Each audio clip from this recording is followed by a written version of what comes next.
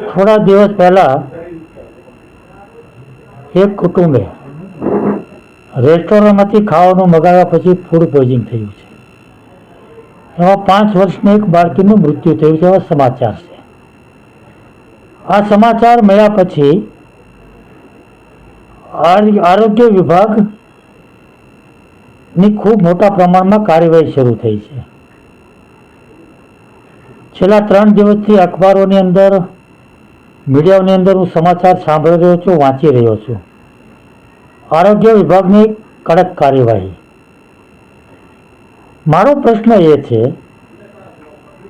કે 5 વર્ષની બાળકીનું મૃત્યુ થયું, એની તટસ્થ તપાસ થવી જોઈએ.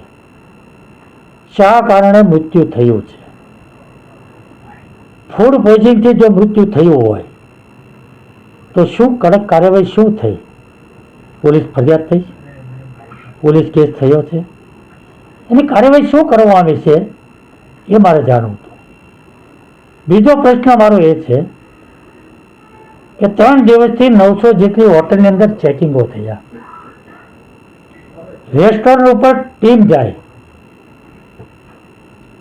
અખાદ્ય પદાર્થ મળે, નાશ થઈ જાય, હોટલ ચાલુ રહે. આને શું કડક કાર્યવાહી કહી શકાય ખરી?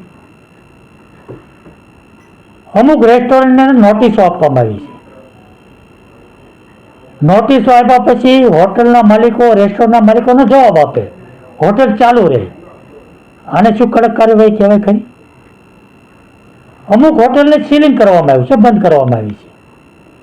બીજા ત્રીજા દિવસે હોટલો ચાલુ થઈ ગઈ. આને શું કડક કાર્યવાહી કહેવાય? મારો પ્રશ્ન એ છે કે માનવ જિંદગી સાથે છેડા કરનારા લોકોને સામે આવી કડક કાર્યવાહી કહેવાય ખરી? આનાથી શું આ બધું બંધ થઈ જવાનું છે? મારી પાસે એક ઓડિયો આવ્યો છે. રેસ્ટોરન્ટનો માલિક એવું કહે છે કે અધિકારી અમારી પાસે આવ્યા હતા, એણે આજનો દિવસ બંધ રાખવાનું કીધું છે. બીજે દિવસે બંધ શટર હોય એવો રેસ્ટોરન્ટનો ફોટો અમને મોકલી આપજો. આ તો ઉપરથી અમારે પ્રેશર છે એટલે કામ બતાવવું પડે. આ શું કડક કાર્યવાહી છે? આ દેખાડો છે, આ બતાવવાનું છે. આવી રીતે આ પ્રશ્નનો ઉકેલ નથી, આનો હલ નથી. ને એટલા માટે વર્ષોથી મારી માગણી છે, વર્ષોથી અને અસંખ્ય પત્ર લખ્યા છે કે ખાદ્ય પદાર્થો નકલી બનાવવા, ભેળસેળ કરવી એ ત્રાસવાદીના કૃત્ય બરાબર છે. કારણ કે ત્રાસવાદી હુમલો કરે તો 5, 25, 100 લોકો મરે.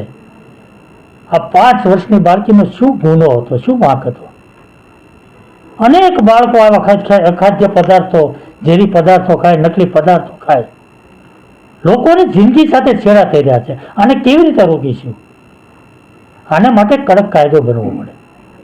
કડક કાયદો બને, સજા મોટી હોય, અને કડક કાયદા પછી એને કડક અમલવારી થાય, પ્રમાણિકતાથી અમલવારી થાય. આવા માફિયાઓ ઉપર ભય પેદા થાય, ડર પેદા થાય, તો આમાં કંઈક પરિણામ મળે એવું મારું ચોક્કસપણે માનવું છે. અને એટલા માટે મેં આ પત્ર લખ્યો છે. આપણે વિગત પણ મંગાવી છે કે કઈ કઈ એટલે એ કઈ રીતનું છે ને એમાં શું ના, એટલે મેં જે કંઈ પ્રશ્નો ઊભા કર્યા છે મેં એટલા જ પ્રશ્નો પર આવી જે તમે કામગીરી કરો છો એનાથી આપણે પરિણામ શું મળ્યું છે, કેટલું પરિણામ મળ્યું છે? 900 જેટલી હોટલનું ચેકિંગ 3 દિવસમાં થયું તો દરેક હોટલમાં કંઈક ને કંઈક મળ્યું છે, કંઈક ને કંઈક મળ્યું. ગંદકી મળી છે, ખાદ્ય પદાર્થ મળ્યા છે, કંઈક ને કંઈક મળ્યું છે. તો આરોગ્ય વિભાગ અત્યાર સુધી શું કરતું હતું?